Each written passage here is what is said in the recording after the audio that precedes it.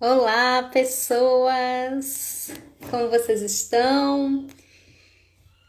Tô aqui para nossa live com Cici, que é a nossa convidada de hoje. Deixa eu colocar aqui o título da live. Cici.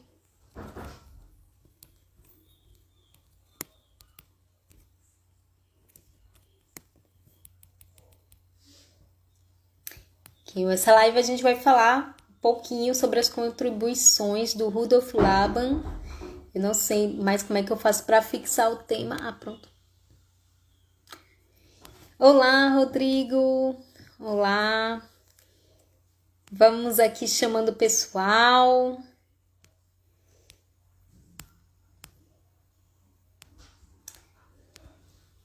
Então, o que que a gente vai falar nessa live de hoje, né? Nós vamos falar sobre os fatores que envolvem o movimento e como é que esse estudo do movimento pode trazer para a gente mais criatividade na nossa dança. A gente muitas vezes se esquece de que a criatividade ela tem a ver com deixar fluir, claro, né? A gente falou sobre isso ontem, mas tem a ver também com estudo, com conhecimento. Então, quanto mais a gente tentar coisas novas, quanto mais a gente experimentar, sentir, né, as possibilidades que o nosso corpo nos traz, mais a gente vai poder dançar melhor. Olá, Lavínia! Tô dando esse tempinho aqui pro pessoal ir entrando. E, gente, nessa live eu também já vou dando para vocês o caminho das pedras aí de como é que funciona o Ritmos e Caligrafia, né? Que vai ser nesse fim de semana, nos dias 3 e 4. A gente vai fazer muita experimentação, a gente vai ver aí a percussão ao vivo. Então vai ser bem interessante. E as inscrições ainda estão abertas, tá? Para quem quiser participar, ainda tá valendo.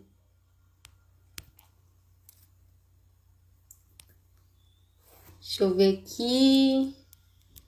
Onde está a Cici?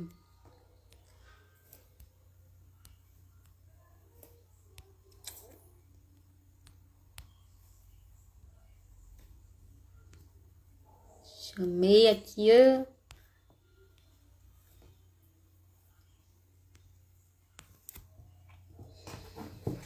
E um dos livros mais conhecidos do Laban, para quem não conhece esse daqui, Domínio do Movimento. Me baseio muito nele também. A Cici já tá aqui. Eu devia ter feito que nem aquele povo, né? Que coloca a musiquinha no início e fica dançando pra todo mundo vir. Mas é isso, gente. Vamos começando, porque a gente tem hora. Então vamos ver aqui como é que está. Olá, Márcio. Eita, já desaprendi a chamar o povo pra live. Sheila.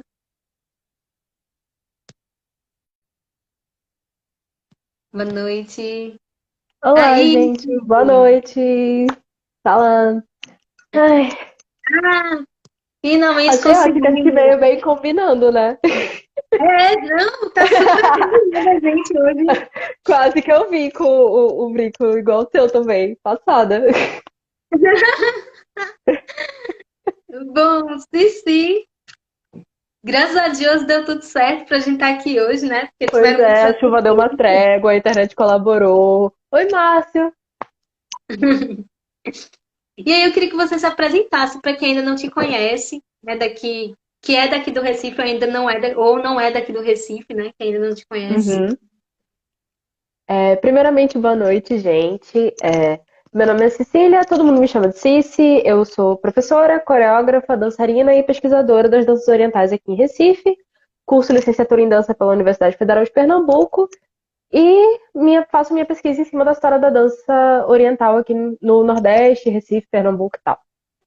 E também conheço o método Laban por conta dessas vivências, né? E eu ia falar que recentemente teve o Janela da Dança, não é isso?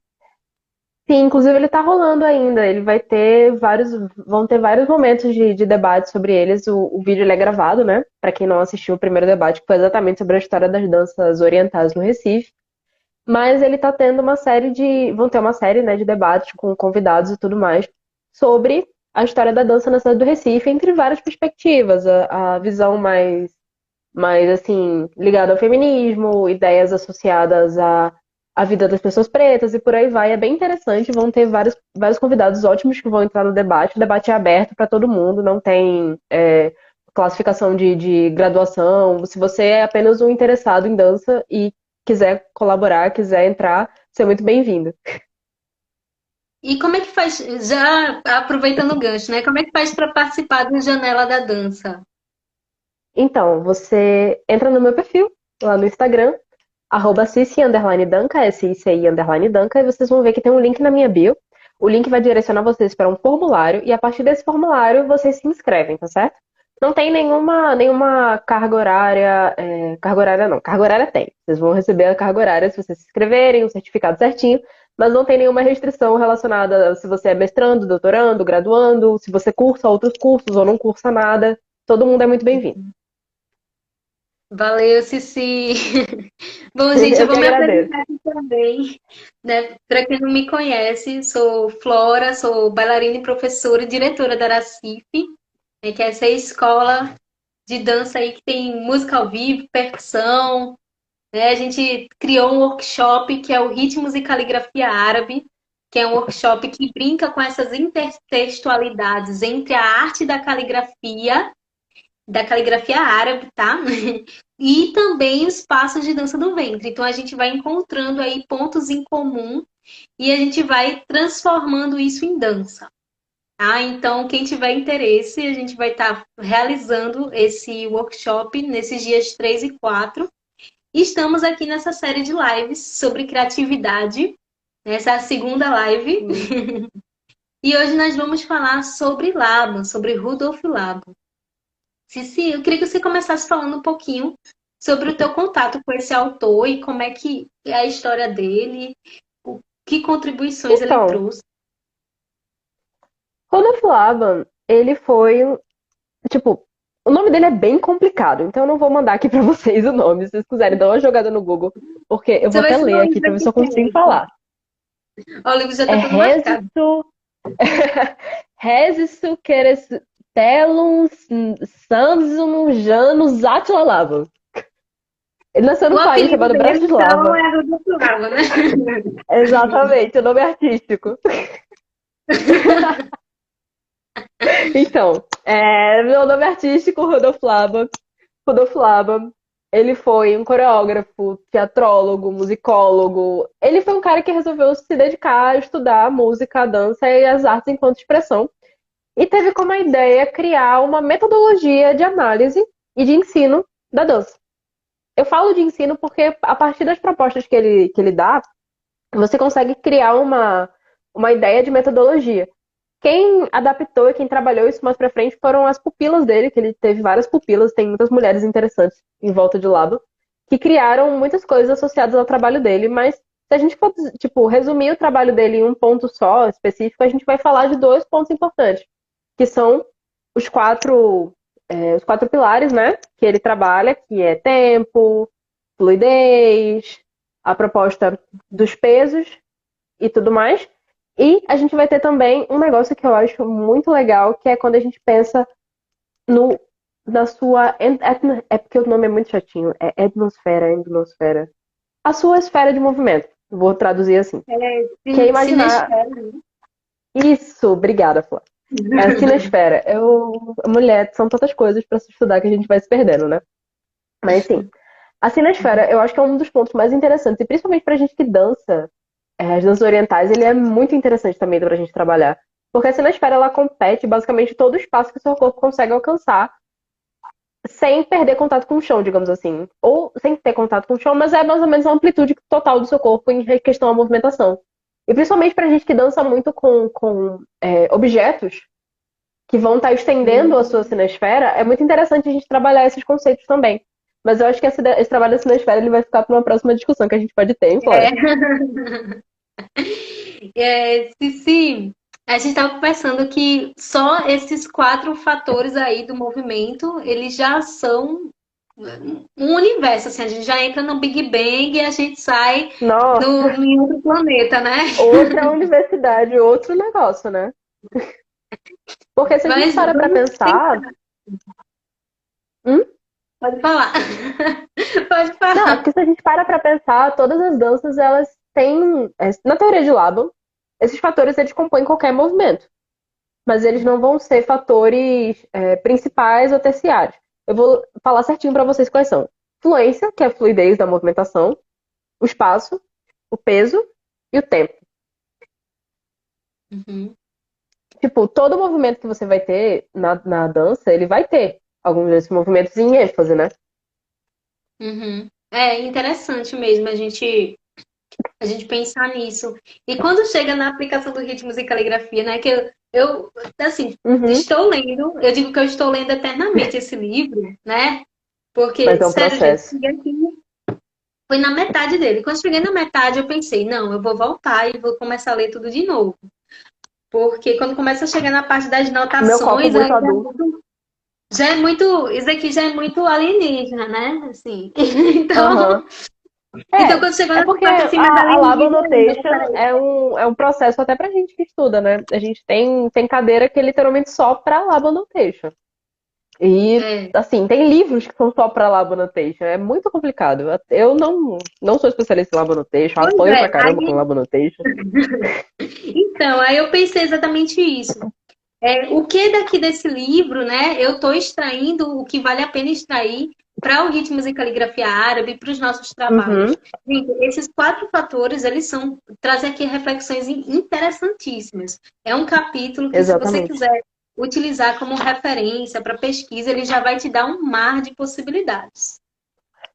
E aí eu até coloquei aqui, ó, uns stickerzinhos marcando. Deixa eu ver se eu consigo mostrar para vocês aqui um quadro que ele fez. Olha isso aqui. Como se fosse no formato do corpo, Uhum, aqui cabeça, ombro, cotovelo. Ele colocou aqui como se fosse uma escadinha, né? A gente uhum. pode imaginar que isso daqui está tridimensional para nossa frente, ou que está assim para baixo. E aí, indo para os assuntos propriamente ditos, o fator que mais me chama atenção é o espaço. Eu confesso que Uhum. de todos é o que mais me chama atenção. Porque quando a gente vai para o Cara, ritmo de caligrafia, uhum. a primeira dificuldade é justamente essa. A escrita não foi feita para ser dançada, né? A gente está se baseando, a gente está fazendo uma intertextualidade com linhas, formas e transferindo para um outro espaço. Então, esse para Uhum. mim é o primeiro desafio quando a gente está nesse workshop. É desafio que eu andei Você tá estudando já botando faz também 3 anos. uma coisa 2D e um plano 3D, né? Acho que é muito interessante a ideia do ritmo e caligrafia exatamente por isso, porque você traz uma forma que foi criada para o 2D e põe ela para uma terceira dimensão, né? Dá um fundo, dá uma amplitude, eu acho isso muito interessante. Porque dá uma série de leituras diferentes, né? Que você pode dar em cima de uma mesma letra, de um mesmo fonema. E aí, quando a gente vai para o espaço, é porque aqui no livro eu diria que, claro que ele não, eu não sei se ele tem somente essa obra, acredito que não, não sei. Não, Me confirma tem aí, mais. né? Tem Então, mais. né, como podemos perceber, ele tem várias obras e fica claro que realmente ele precisaria de várias obras para poder escrever a ideia dele, todos os conceitos que ele categorizou, Pois porque é. aqui eu diria que ainda está resumido nesse capítulo, né? Mas já dá para a gente ter uma ideia de que espaços são esses que a gente tem. E se a gente intercruzar as possibilidades espaciais, aí é que a gente tem mesmo. Né? Por exemplo, quando a gente está dançando, muitas vezes a gente pensa só frente, trás, direita, esquerda, no máximo Esquerda. diagonal. Né? A gente pensa, justamente, ele faz até um desenho aqui, eu vou pensar esse desenho.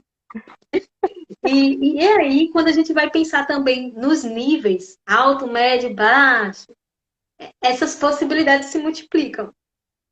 Porque eu tenho Uhum. diagonal cima, diagonal baixo, né? E aí Sim, já começa a verdade. ficar mais bagunçado o negócio. Entra Quer falar aquela alguma ideia coisa? toda da cinesfera, né? Então, é porque entra toda aquela ideia da cinesfera, né? Que foi exatamente aquilo que você tinha Uhum. comentado, que eu tinha comentado contigo, no caso. Que é a gente observar o nosso corpo dentro do espaço, já que você influenciou em cima desse ponto específico, né? A gente trabalhar o corpo dentro do Uhum. espaço de uma forma mais consciente. Eu acho que o mais interessante para a gente trabalhar com Laban é exatamente essa consciência que você dá. Porque uma das dificuldades que a gente tem quando a gente vai estudar a dança, e por isso que eu acho interessante você ter trazido as técnicas de Laban para dentro do teu workshop, é que a gente não tem a gente tem uma dificuldade muito grande de dar nomenclatura para as coisas. O que é isso? O que é que eu quero que você mude? Quando eu digo que você está dançando muito duro, o que é que eu quero que você mude? Como é que eu vou explicar isso de uma forma melhor? Como é que eu vou trazer uma terminologia que seja universal para isso?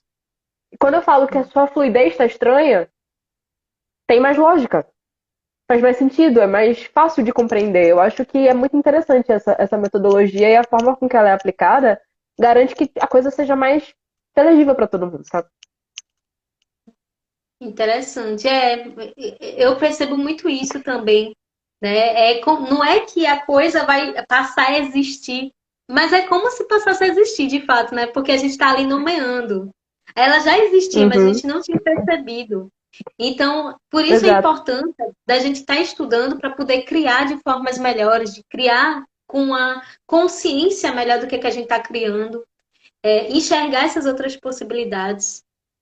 E aí, Uhum. dentro desse fator espaço, eu até coloquei aqui, digitei aqui para me lembrar, do espaço dentro do corpo. Foi uma coisa também que eu pensei, que eu Hum, aprendi, né, com amarrar ela. Claro que na prática a gente sempre pensa nisso, né, no espaço dentro do corpo, mas não racionaliza.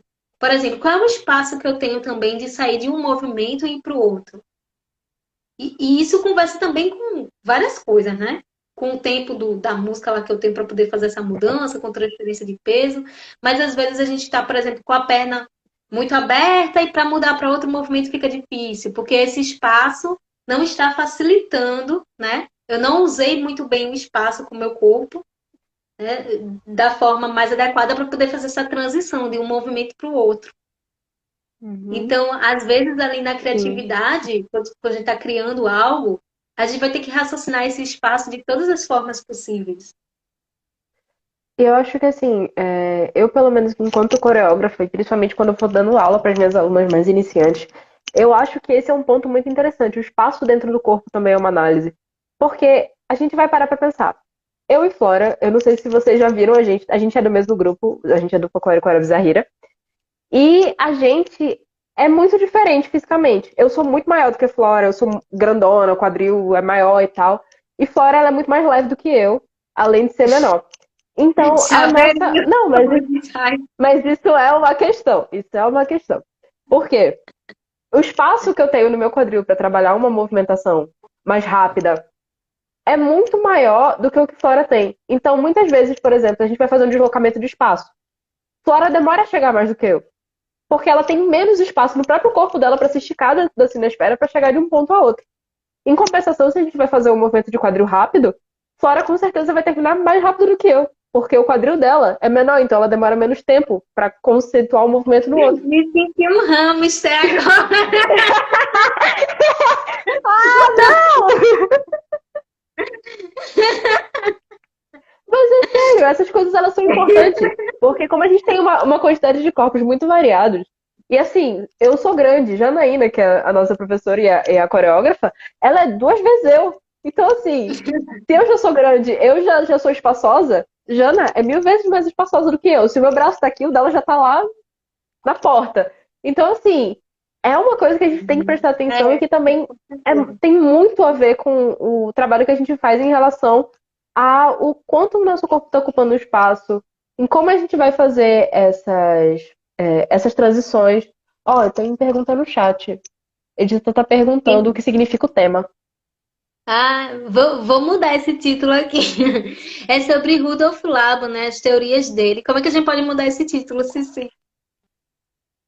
Vou Hum, botar lives consciência sobre criatividade. os movimentos da dança, os pilares fundamentais da dança, sei lá. Pilares fundamentais do movimento. Eita, peraí. Eu vou botar criatividade e estudo do movimento. Ah, Será que legal, fica melhor? legal. Acho que fica legal. Pronto. Gente, eu não Porque sei Laban, realmente, what the fuck is Laban, sabe? como é que eu tiro. Ah, eu fixei o tema e eu não sei Você tem tirar que agora. desfixar, menina. Ah, pronto. Aí. Aê! Então, nesse fator espaço, eu até vi um sitezinho, não sei se tu já viu, eu acho que talvez tenha visto, se eu não me engano, é da Universidade Federal da Bahia, ou do Instituto de Dança na Bahia, alguma coisa assim, que Hum, tem na internet. E ele mostra todas as possibilidades de direções intercruzadas, sim, tem várias eu acho que eu direções já vi, ali, eu né? acho que eu já vi. Mas E é, aí, a gente fica muito preso, né? e aí, quando a gente olha, eu penso exatamente isso. Caramba, eu não usei nem um terço disso. A gente fica mais na direita, esquerda, frente, trás. Diagonal já é uma inovação. Eu sei que também É, tem mas é as que a características da didática, própria dança do ventre.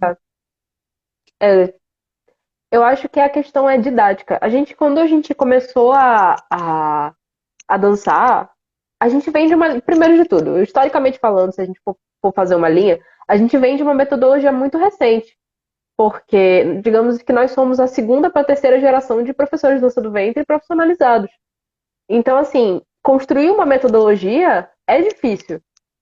E a gente pegou muita coisa do balé, né? E o balé, ele tem uma lógica bem rígida. Tem o reloginho no chão e você segue o reloginho ali no chão.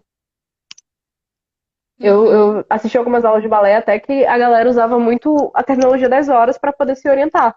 E a gente na dança do ventre acabou pegando muito disso também. Então cabe aí uma desconstrução, por mais que todo mundo já esteve exausto dessa palavra, mas ela é muito válida nesse ponto. Cabe uma desconstrução desses parâmetros para a gente explorar mais o espaço, né? Explorar mais o corpo, explorar ele de outras formas. E por isso que eu acho que o teu work é tão interessante nesse sentido, cara, porque a gente traz uma ideia de uma nova possibilidade de trabalho, né? Pois é, e eu vejo que quanto mais a gente está utilizando esse espaço de formas diferentes, mais a gente percebe o quanto é difícil se descondicionar.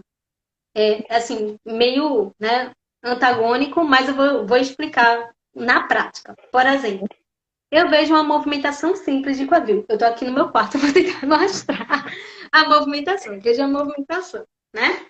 Esse aqui, um encaixe na frente. Eita, peraí. Pior que eu tô sem um lencinho de quadril aqui, minha gente. Mas eu vou colocar minha mão para vocês Eita. verem. Então, um encaixe na frente, meia lua e outro encaixe. Só isso. Uhum. Fazer esse movimento é um dos movimentos que eu coloquei lá entre as associações possíveis com letrinhas árabes, porque tem uma letra que parece uma gotinha, que é o Ré. Uhum. Então, se eu colocar ela aqui na horizontal, tem um ponto na frente, uma meia-lua atrás e um ponto na frente. Então, essa Sim, acentuação na frente eu coloquei como sendo um encaixe, meia-lua, encaixe, meia-lua, encaixe. E aí, o que é que acontece? Isso daí, quando eu fui encaixar na prática, no solo de percussão, numa dança, enfim, eu não conseguia me lembrar desse movimento. Não conseguia fazer esse movimento. Uma meia-lua com encaixe ali, uma meia-lua com encaixe aqui. Porque a gente tem que ficar repetindo, a gente tem que se condicionar a sair de estar sempre fazendo somente, não é que está errado, mas tudo vai ser, quando eu não sei o que fazer, eu vou fazer batida lateral. Quando eu não sei o que fazer, sim. eu vou fazer, sabe? Para não ficar viciado em só fazer É, começou o essas coisas. ballad, abre o braço aqui é. Começou a batidinha ballad, abre o braço aqui é, ele vai. Básico, básico, básico, básico. 3 anos. Para quem é iniciante, gente, por isso que eu digo que o workshop ele não é adequado para iniciantes, ele é mais para intermediário mesmo. Mas para quem é iniciante que está aprendendo os movimentos básicos, ok, né? Os posicionamentos básicos, tem que repetir sim muitas vezes, tem que ter trabalhado as interligações de movimentos. Então, se você já tem essa consciência de todos os movimentos básicos, já tem consciência, né, mínima assim, de interligação de movimentos, já vai ficar melhor para o ritmos e Sim. caligrafia. Tanto que as minhas É, alunas, eu tenho alunas, só para concluir aqui, do intermediário e do básico, e eu digo o seguinte: as alunas do básico vêm no primeiro dia, mais para pegar a parte do Márcio, né? A parte de Márcio falando sobre ritmos, de musicalidade e tal. E quem é intermediário, aí sim, venha no primeiro e no segundo. sim. E é realmente assim, quando a gente vai olhar, por exemplo, usando esse movimento que você deu, né? Ele é um encaixe, vou fazer com a mão. Ele rola o encaixe da sua bacia, você faz um movimento de meia-lua e o encaixe da bacia, movimento de meia-lua novamente. Só que se você parar para pensar, esse movimento ele é majoritariamente um movimento que trabalha tanto a fluência, tu, tá, tu, tá. Quanto tempo? Vamos imaginar que um tá. Dum no encaixe, É, dum, tá, tá, dum. fluência. A gente já tem dois pontos aí da teoria de Laban que são mais fortes dentro desse seu contexto. E a gente pode analisar ele de diversas formas. Porque, por exemplo, se você não faz uma leitura que você não dá uma ênfase muito grande em cima dessa tua contração, em cima desse teu encaixe, já não é mais um movimento que é tão travado. Ele já pode ficar uma coisa mais fluida. Sim. Parará, parará. Agora, se você pega e você faz esse movimento bem travado, como se fosse, por exemplo, Márcio está fazendo um solo e você faz isso numa leitura de percussão. Pá, trá, pá, trá. É uma leitura completamente diferente. E isso É, está a no nosso gente já corpo o tá tempo entrando inteiro. no da fluência. Exatamente. Mas E pode isso já está continuar. no nosso corpo o tempo inteiro, né? E a gente acaba Uhum, não se dando conta disso. uhum. É, Era mais ou menos exatamente. isso. Eu percebo que, agora indo para o fator fluência, né? Quando a gente chega Uhum, nessa questão no nosso workshop, a gente vai procurar identificar quais são os momentos e quais são as características do ritmo. Porque, por exemplo, tem ritmos que são mais contemplativos, e a gente pode fazer um movimento mais fluido e tudo mais. Já tem ritmos que eles são mais marcados, a forma como o derbaquista toca e tudo mais, vai dar pra gente aquela vontade de marcar, né? Aquela sensação. Então vai ter aquela quebra. E aí eu gosto de pensar na fluência da seguinte forma, né? Em um dos workshops que eu fiz, porque eu digo que o ritmo de caligrafia ele é junção de todos os works que eu fiz com as coisas que eu li, com as coisas que eu, né, é junção de tudo. Porque essa coisa da fluência eu vejo muito, por exemplo, no quadril da Serena Ramsey, né? sim, Super fluido ali e verdade. tal. E quando eu fiz o workshop com ela, nem me lembro mais quando, eu vi que a leitura dela para percussão era muito fluida. Então, não que seja, né, uma regra, mas de forma geral é o ponto forte da Serena, que não quer aquele quadril tá, né? Que não tem Ela início amarra nem tudo muito bem. tudo muito assim perfeito, para não, não ter outra palavra. Então, o que aconteceu foi que eu pensei, poxa, por que a percussão, a leitura do solo de percussão também não pode ser um pouco mais fluida, né? A gente Uhum. vem muito dessa questão, às vezes a fluidez não tá. Aí eu não sei se você concorda, se está certo aplicar esse conceito. Mas a fluidez não é somente fazer movimento sinuoso. Ou sim, ou será que é somente fazer movimento sinuoso? Não, a É, fluidez não é somente fazer movimento sinuoso. Se você faz uma exato, a contração, gente você acha vai, por que ser exemplo, fluido é só fazer movimento aí sinuoso. vou ter que mostrar, porque eu acho que assim vai ficar mais Mostra, fácil de mostra pra você gente, que eu quero entender. ver. Ai, meu Deus. Então, vamos lá. Ui! Vou tirar o fone rapidinho pra vocês poderem ver, tá? Ok, vamos lá. Vou fazer um momento de contração. Vai ficar bem simples. Tá, tá, tá, tá, tá, tá, tá, tá. Se eu faço isso, tum, tá, tum, tá, tum, tá, tum, tá, tum, tá, tum, tá, tum. Eu tô fazendo um movimento marcado. Ele não é tão fluido quanto eu fazer isso aqui. Isso aqui é o mesmo movimento. Só que eu tô fazendo ele mais rápido e diversas vezes. Já é outra Uhum, movimentação. É um movimento. A mudança de velocidade, a mudança do tempo, já faz ele ficar mais fluido. Então, assim, depende muito de como é que você vai adaptar e como é que você vai trabalhar esse movimento. uhum. E a Serena veio em 2017, realmente. Caraca, faz tempo, hein? Quem foi que comentou foi Márcio. Pois é, então a fluidez do movimento, gente, numa percussão, por exemplo, né, na leitura, não tá em. Não sei porque a câmera está virando, mas tudo bem. Ah, tá. É porque eu estou me organizando aqui. É porque eu levantei, aí eu virei a câmera pra lá, aí agora eu aceitei e botei a câmera pra cá. Então, gente, nós tendemos a achar que fluidez do movimento vai ser só quando eu tiver dançando com um movimento sinuoso, né? Não pode ter fluidez no solo de percussão. E também a gente Mas tem aquela visão errada, né? Quando a gente vai trabalhar percussão, que percussão tem que ser aquela coisa do robozinho, né? Tá, tá, tá, tá, tá, tá, tá. E não, cara. A gente tem uma. Vamos lá. A gente tem várias escolas de percussão, né? Se a gente parar pra pensar em como a galera trabalha percussão. Porque a percussão só começou a ser uma coisa na dança do ventre, digamos assim, um foco de leitura de trabalho por conta das dançarinas americanas, né? Não é uma coisa que a dança tradicional, digamos assim, não que tradução seja uma coisa imutável, mas a dança mais tradicional da dança do ventre, ela não tem essa característica, né? Então a eu gente vi dizer acaba. hum, eu vi então a dizer gente acaba até uma aderindo história mais. que, assim, eu vou dizer de uma história que eu andei futucando aí nas internets da vida com o Márcio, de que a Najwa Fuad, ela foi uma das primeiras bailarinas a dançar Ela a tem o percussão. primeiro solo registrado, de primeiro solo Uhum. televisionado, gravado, né? De percussão foi É, dela, sim. eu vi dizer aí Mas que foi um é problema nos no equipamentos, som, né? eu escutei essa também. Tem até um artigo no site, para quem lê inglês, tem até um artigo no site do Rossan Hanzi que ele fala exatamente sobre isso, que ele conta a história desse solo da Najwa e como foi que aconteceu. Legal. Então, mas realmente o estilo norte-americano, né? A dança do ventre nos Estados Unidos acabou popularizando muito essa coisa do solo de percussão. E a Essa coisinha mais gente. seca. Mas aí Hum. também tem a coisa da cultura, né? Os fatores culturais de cada Sim, um, sim. né? Não, Então, eu mas acho que daí entra a toda. leitura.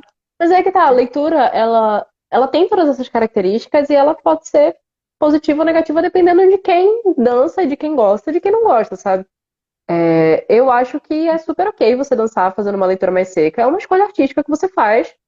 E, obviamente, se você está fazendo a ideia de ter uma leitura mais seca, você vai estar, naqueles pilares que a gente trabalhou, trabalhando outra coisa que não é a fluência. Você vai estar trabalhando talvez o tempo, você é muito precisa. Você vai. Seu forte vai ser o peso, que é o meu caso. Minha dança ela é muito pesada. Então, assim, ao contrário de Flora, Flora é super leve, gente. Mais uma coisa, Flora não é um hamster, tá?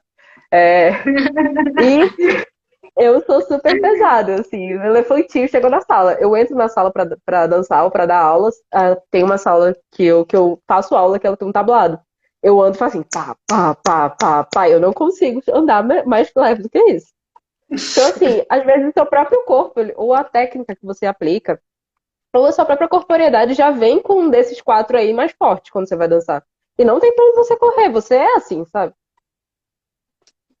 A gente, claro que dependendo aí da proposta, a gente vai estar trabalhando os pontos que a gente mais tem dificuldade, né?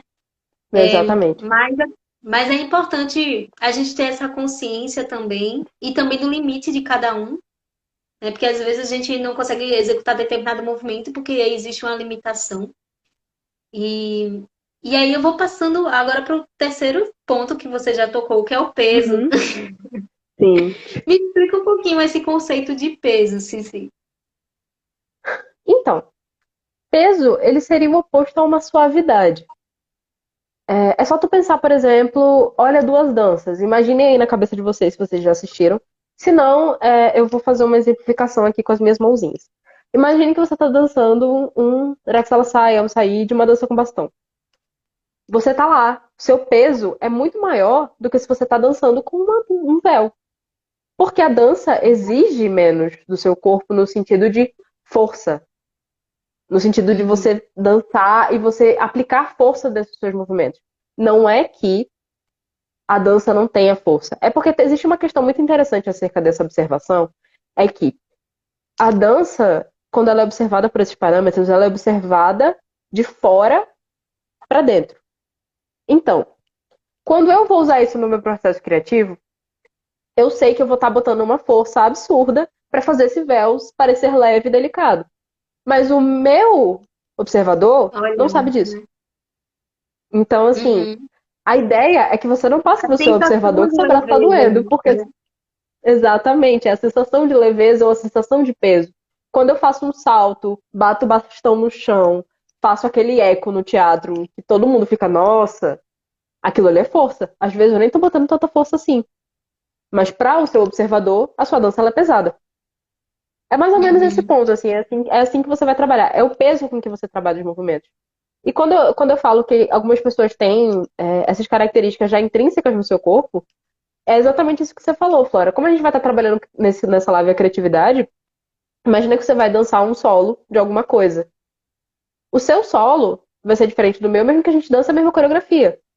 Porque alguma característica dessas daí, por mais que a coreografia seja montada, seu corpo ele não fica em silêncio quando você dança. O seu corpo ele tem uma própria voz. E o que Laban faz é observar quais são as vozes que o seu corpo tem e o que, que ela passa numa mesma dança. Duas pessoas diferentes dançando a mesma coisa criam efeitos completamente diferentes. Às vezes a gente tá dançando em um grupo, por exemplo, a gente vê um grupo dançando uma dança com véu. E você vê que sempre tem alguém que se sobressai por algum motivo, que joga o véu com muita força e você vê aquele desenho do véu rasgado assim, ó, passando. Ou alguém que é muito suave e o véu ele vai delicadamente em cada movimento. Tem pessoas que têm essas características. Eu acho que o peso ele é o mais fácil de você ver. Peso e tempo, assim, são características que você pega muito, assim, quando você olha pra alguém. Porque o tempo, a gente vai falar a seguir, né? Mas o peso, Uhum. principalmente, ele é o quão potente, às vezes, é o seu movimento. O quão visivelmente potente. Interessante, interessante. A gente também pode estabelecer uma relação, não sei se você concorda, muitas vezes, entre Hum. influência e peso, ou não? Porque, Hum, por exemplo, hum. no sentido de ter que sustentar, mas eu estou falando do peso, a sustentação, não sei se enquadra também na conceituação de lado, né? No Hum. sentido, quando a gente fala de sustentar o peso, ou de transferência de peso, isso se enquadra no conceito de peso de Laban? Ou você diria que já aí já é uma coisa mais à parte? Essa conceituação. Então, vai depender, tá ligado? Porque, assim, você está observando. O conceito de Laban, ele é uma observação. Tanto que na faculdade, por exemplo, a maior parte dos Uhum. exercícios que a gente faz relacionados a Laban são análises do corpo. Por exemplo, o professor propõe a você que você faça uma dança com foco em fluidez. Você vai tentar fluir o máximo que você conseguir. Você vai estar com aquele foco na sua cabeça. A sua ideia é que quando eu olho você dançando, eu perceba a fluidez. Ou outra ideia que a gente faz muito é fazer uma análise da dança de alguém. Então, assim, dizer que o peso é associado à fluidez às vezes pode ser um pouco perigoso. Porque muitas vezes a gente pode estar fazendo uma dança que é rápida, mas que ela não tem paradas, elas não têm travas. Estou fazendo uma sequência de bastão, por exemplo. Eu dou um salto para a direita, um salto para a esquerda, sem parar. Minha ginga continua. Tararã, tararã, tararã, tararã. Vou para frente, giro, jogo o bastão em cima e bato no chão. Você fez uma sequência fluida. Por mais que o seu corpo não tenha sido leve, não tenha sido delicado, você foi fluido. Entende? Quando a gente faz Perfeito, aquelas perfeita a leituras, explicação. quando a gente faz aquelas leituras bem assim arraigadas, bem sentimentais de um alaúde, por exemplo, você está sendo Uhum, fluida ali. Por mais que seu quadril esteja tremendo, é um tremor contínuo. uhum. Então não dá para dizer Leilani, que não exista essa fluidez, entende? entendo. E agora ficou claro. Leilani, sem problemas, Leilani, dizendo aqui que não vai poder assistir até o final, vai ficar salvo assim. Gravado, sempre no gravado. É, perfeito. Eu acredito, inclusive, para a gente finalizar esse tópico aqui, né, de Uhum. peso, e no Taíde ocorre muito isso mesmo. Ele tem essa coisa assim da terra, né, que as pessoas gostam de associar, talvez seja o fator Sim. peso, né, visualmente É, falando, e não, mas ao pode-se mesmo dizer tempo que nós sim. vemos danças extremamente fluidas. Você vê ali, nossa, Mohamed Shahin, eu sou louca pra essa pessoa. Exatamente. Ele tem uma fluidez que, pelo amor de Deus, minha gente. Você vê uma dança, por exemplo, a gente vai pensar no Said à la Reda Trup e um Said à la, sei lá, você vê a. Fifi Abdul dançando Said. Uhum. Completamente diferente. Reda Trupa é aquela coisa airada, delicada. Por mais que elas façam movimentos que têm uma força maior às vezes, ainda assim é tudo muito leve, é muito delicado, é muito fluido. Agora, a Fifi Abdul dançando um Said, ela tem uma carga bem ballad, então ela vai bater o bastão no chão, ela vai fazer uma pausa, os movimentos dela vão ser mais marcados, mais travados, porque essa é a corporeidade que ela expõe na dança, né? Uhum. Perfeito. Ó, já tá me dando aqui várias ideias, mas eu não quero nem falar para não fugir do tema.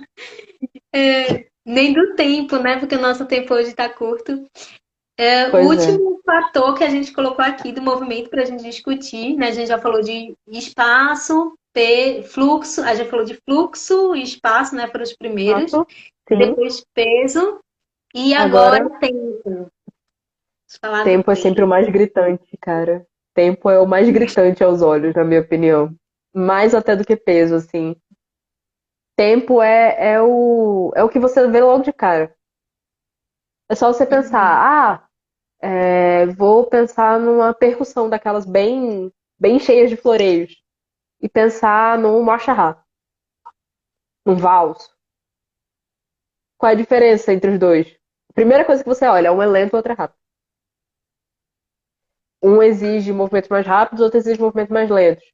O mesmo movimento pode ter essa mesma lógica. Você vai fazer uma elevação de braço, ou você pode fazer uma elevação de braço.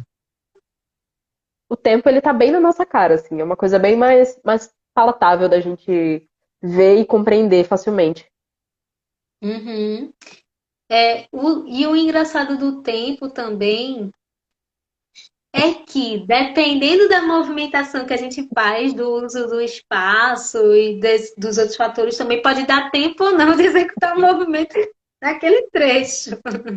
Faz sentido. Então, muitas vezes, né, em avaliações que eu fiz ao longo dessa vida, já me disseram que eu podia ter feito de uma forma mais graciosa, eu poderia ter feito um movimento mais, menos agoniada, porque eu sou dessa, né? Sou ligada nos 220. Então, quando a gente vai refazer, estudar, ou às vezes até quando treinou mais vezes, né? Aquela coisa já fica mais fluida, né? Já fica mais tranquilo para se executar. Você vê que dava tempo. Oxe, mas dava tempo, não precisava ter me agoniado, né? Para executar. Exatamente. É porque, é como eu te falei, a gente vai estar analisando isso sempre dos olhos de quem tá vendo. E realmente, às vezes, para as pessoas, para você está indo num tempo X e para outra pessoa você está indo num tempo Y. Sim, o Vals e o Samai, eles realmente são ritmos mais poéticos. O que acontece é que a gente acaba automaticamente associando isso a um tempo mais lento, a movimentos mais lentos. Eu dei o Mocha em exemplo como a própria dança, né? Porque a prática da dança do Mocha em si, ela é mais lenta. Ela exige uma movimentação que vá mais Uma devagar, uma movimentação que tenha graciosidade. uma. Exatamente, porque ela tem um uso de espaço maior. E quanto mais espaço você tem, mais difícil você fazer uma coisa muito rápida. Se você quer fazer um movimento de grande amplitude, obrigatoriamente você vai ter que diminuir a velocidade. A não ser que você queira forçar muito o seu corpo a chegar de um lado a outro, que é exatamente isso que você falou. Às vezes o tempo não casa com a nossa vontade. Então, assim, É. uma coisa que eu sempre escutei, que Flora também escutou, porque é nossa professora, né? A mesma professora, ela fala muito que a gente, quando a gente quer fazer uma leitura de quadril, por exemplo, fazer um 8, o seu 8, quando você está fazendo, você tem que tomar cuidado com o tamanho do 8 que você quer fazer. Porque às vezes você tem uma música que exige um 8 menor, porque você tem menos tempo para aplicar. A música tem um tempo mais rápido. Então você tem aquele curto período de tempo que você precisa encaixar o 8 para fazer a sequência. Você não tem um tempo de estender aquele 8 enorme. Por mais que o seu quadril ele vá a 15 quilômetros de distância de você, não dá para fazer sempre isso. O tempo não permite. Exatamente. O tempo da música não permite que a gente faça isso. Uhum. E é muito interessante a gente ver também como por exemplo, a gente acha que tem que ler o ritmo daquele jeito, né? Porque tudo bem, eu sei que tudo são contextos, né? São contextos. Hum, Por exemplo, o sim. ritmo sair de numa dança folclórica vai exigir um básico egípcio com a pegada, né, mais raiz e tal, numa música saíde. e o ritmo sair na música romântica já é uma coisa, né, mais leve e tal, uma pegada mais baladinha. Então, o que que acontece? Pô, eu ia falar um negócio e me esqueci, mas o negócio deu branco, porque eu fui pro Said, fui pensar em Said. Era. Peraí, calma, calma, calma, recapitula. A gente tá falando do tempo, pronto, do tempo, exatamente.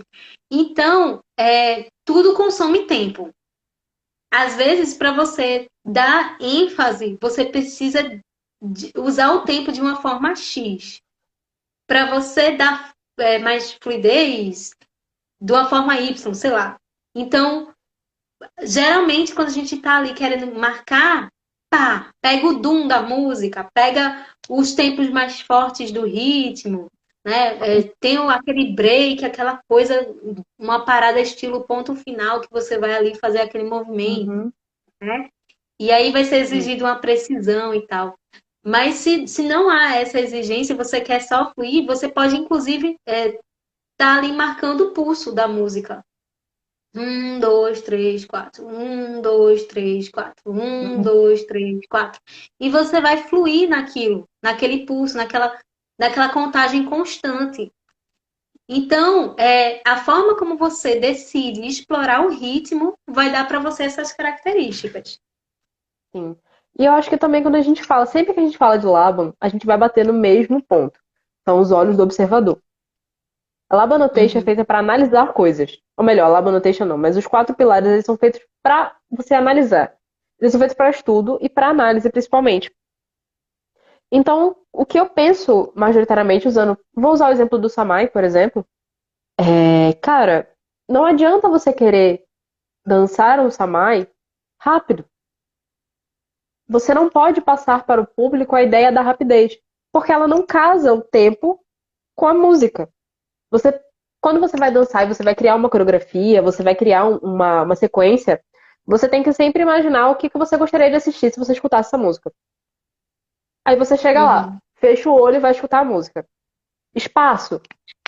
Poxa, essa música tem um negócio que ela tem muito violino, ela fala muito sobre eu vejo um espaço grande, ou eu tenho um espaço grande para dançar, então eu me vejo deslocando muito. Check it. Espaço. Vai ter muito uso do espaço, pouco uso do espaço. Já encontrei para onde eu vou me encaixar. Tempo. Ah, a música é um samai. Então, se a música é um samai, ela vai ser uma música mais lenta, ela vai exigir mais fluidez. Eu não posso dançar muito rápido. Tempo, lento. Check it. Aí cheguei lá no peso. Peso. Pô, se eu vou dançar um samai, a música é muito leve, é muito delicada. Não vai me exigir um salto que eu jogue todo o meu corpo no chão, que nem uma saca de batatas de uma vez só, por exemplo. Exemplo chulo. Mas assim, são uhum. possibilidades. E não vai exigir que você faça uma queda turca, assim, super elaborada, que você se joga no chão, pá, no chão. Adoro fazer quedas turcas, inclusive, mas nem sempre dá pra fazer por conta desses fatores. Peso, check. Fluidez. Poxa, a música ela não tem paradas. Ela não é como, por exemplo, um solo de percussão que tem taratatá, taratatá, taratatá. Não tem essas travadas. É uma música que se você imagina, se você visualiza como a música flui, na sua própria cabeça você vai perceber que ela tem uma fluidez, ela tem uma leveza por si só. Então, eu acho que principalmente pela dança do ventre, as danças orientais, elas serem muito ligadas à música, elas serem muito ligadas a qual é a musicalidade que está acontecendo, o que é que está sendo tocado, isso cai muito em cima, entendeu? A gente não pode fugir muito dessas ideias. E isso é muito bom também quando a gente vai fazer a análise da própria música, né? Quando a gente vai sentar para fazer uma Uhum. análise antes de criar uma coreografia, antes de fazer alguma coisa, porque isso dá pra gente uma noção do que a gente quer que o público veja. Porque a força do Labo, eu acho que é essa, é você se olhar pelos olhos do observador. Olhar pelos olhos do que o seu público vai ver de você. Perfeito, Cici. Eu acho que é, é a grande intenção, né? A grande intenção quando a gente dança no fim das contas, o que ele estuda, né? Que é o fator expressivo. Então, quer dizer, não queria chamar de fator, né? Mas a expressividade, né? Na expressividade. Na verdade, tudo isso para quê, né? E aí eu até falo, só para amarrar aqui, lá no workshop, gente, olha, vocês não vão dançar da direita para a esquerda, porque se escreve em árabe da direita para a esquerda. Vocês não vão ficar encaixando essas letras que vou ter, ai, porque eu vou ter que dançar só as letras árabes. Não, vocês não vão fazer isso. Vocês vão criar algo que foi confortável, que foi legal para vocês, que faz sentido naquele ritmo, naquela melodia, pode ser na melodia também, né? Naquele contexto, e você vai treinar aquilo ali, colocar aquelas pitadas, você vai colocar aquele elemento surpresa, aquela coisa. Mas a gente tem que se lembrar que, no fim das contas, a gente quer ali trazer uma sensação, um sentimento. A gente quer se expressar, Exato. né? E também A aquela gente coisa, não o quer que parecer um você robozinho. passa, o que você passa no seu corpo é exatamente essa ideia de possibilidade, né? Eu acho que quando a gente trabalha em cima de, por exemplo, uma letra, uma forma que já existe, a gente pode trabalhar possibilidades, porque se eu virar essa letra de cabeça para baixo, se eu botar essa letra de lado, se eu botar essa letra para trás, se eu botar essa letra para frente, existem mil e uma formas que você pode trabalhar aquele ré que você falou lá no começo, né? Você pode botar ele assim aqui, você pode virar ele de lado, fazer uma leitura lateral, você pode fazer ele assim e você fazer um acento de peito, faz uma modulação com a barriga, acento de quadril, sei lá. Muitas possibilidades que você pode criar em cima desse mesmo movimento, né? Então, eu acho que o que é mais interessante é quando você abre esse leque para essas possibilidades. Porque as letras árabes, elas têm uma forma tão peculiar, elas são tão únicas, que elas criam muita possibilidade de você São criar muito novas formas, orgânicas, novas. né? Exato, são novas formas de você criar um movimento. Eu acho isso muito interessante. Ai, Cici, muito obrigada. Olha, eu podia ficar. É clichê falar isso, mas eu vou falar. Podia É, ficar horas falando aqui com você a sobre gente faz isso. mais uma vez a próxima live sobre criação e criatividade. A gente cria outra live sobre isso. Se vocês quiserem, a gente faz. Já está convidada para a próxima vez de novo. Ótimo. Valeu, gente. Obrigada a todos que assistiram. E vai ficar Tchauzinho, salvo, tá? gente. Vai ficar salvo, Tchau. sim. Muito obrigada. Um beijo. Falou. Obrigada, Cici. Obrigada, gente. Tchau, tchau.